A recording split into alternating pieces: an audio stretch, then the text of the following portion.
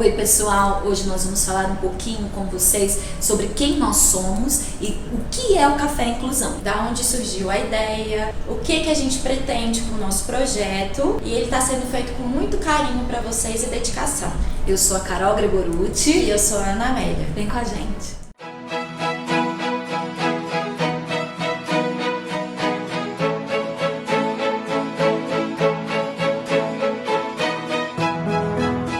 Hoje nós iremos contar um pouquinho sobre a gente, sobre o nosso projeto e o que é o Café Inclusão. Meu nome é Ana Amélia, eu sou psicóloga e desde a época do segundo grau eu já tinha certeza que eu queria fazer psicologia, mas eu tive um impasse muito grande, porque o meu pai queria que eu fizesse direito e fosse juíza. Então foi uma fase bem complicada dele entender que na realidade a minha vocação era para psicologia. E aí depois disso eu fiquei pensando, da onde que veio essa vocação, da onde que surgiu? Porque na época do ensino médio eu só tinha a certeza que eu não queria ser nenhuma outra coisa além disso. E eu fui começar a lembrar que, por conta da minha tia de síndrome de Down, eu gostava muito dessa minha relação com ela, era uma relação muito bonita. E eu queria isso pra minha vida, isso me fazia bem. Cuidar dela, estar com ela, me fazia feliz. Então a partir daí eu tive certeza que era isso que eu queria. Quando eu estava na faculdade, eu fui convidada para trabalhar num estágio, que era tratamento domiciliar para autista. E aí eu lembro que a primeira pergunta que eu fiz foi, mas dá para trabalhar com síndrome de Down também? Aí a pessoa falou, não, dá sim, você pode também trabalhar com síndrome de Down nessa estrutura de tratamento. E aí eu entrei, comecei como estagiária, depois eu passei para coordenadora e depois eu me tornei supervisora. E hoje eu acompanho uma equipe de profissionais, de terapeutas, que atuam em tratamento domiciliar, comportamental, para transtorno do espectro autista e comorbidades.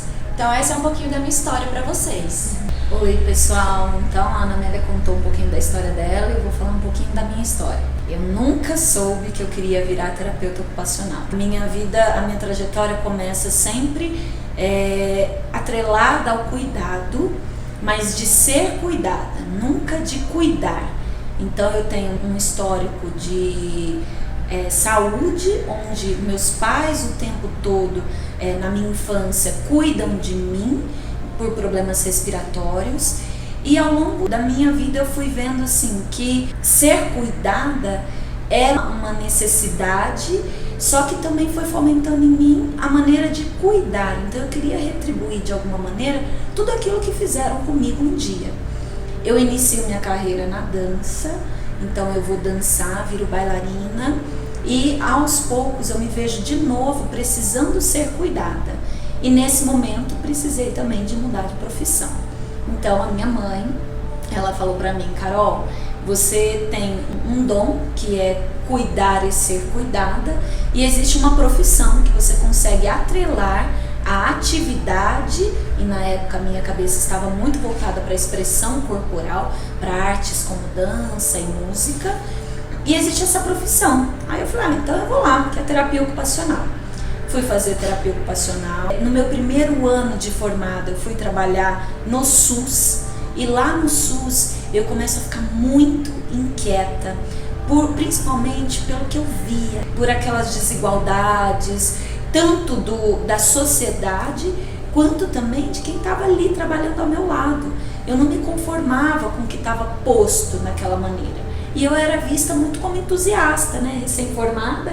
E aí eu falo, não, eu preciso ainda cuidar melhor, executar a minha profissão de outra maneira.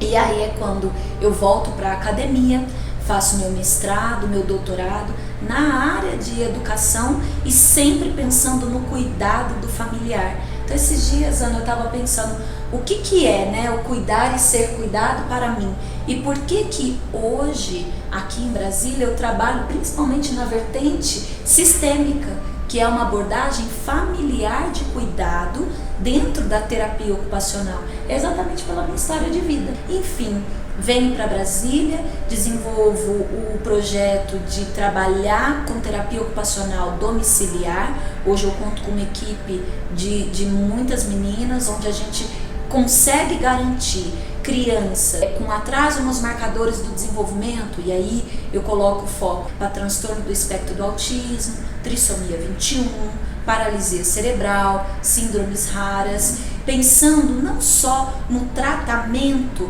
específico dos componentes do corpo daquela criança, mas também levando em consideração o contexto que ela vive, pensando no cuidado holístico de todos.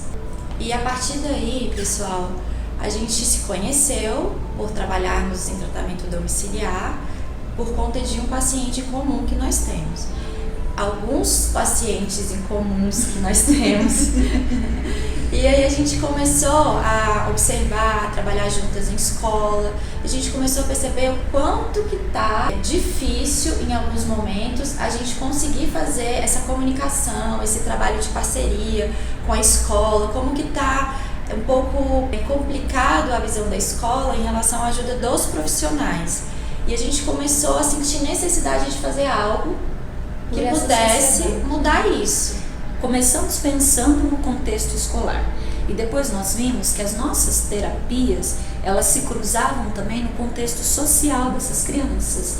E aí a gente foi entendendo que precisávamos falar um pouco mais, não só do contexto escolar, mas também do contexto social, porque parece que algo não acontece. E é engraçado porque como isso foi crescer agora nesse momento, porque ao longo desses 17 anos que eu tenho de experiência, era tão raro você ouvir falar de uma criança autista, você falar de alguma criança com alguma deficiência, então não era nem pensado nisso, sabe? Mas agora não, agora tá tão evidente. Acontece, sempre tem alguma criança com alguma necessidade especial em qualquer toda a lugar escola, que a gente vai, né? em qualquer lugar, se a gente está viajando, se a gente está no shopping, no mercado, no banco.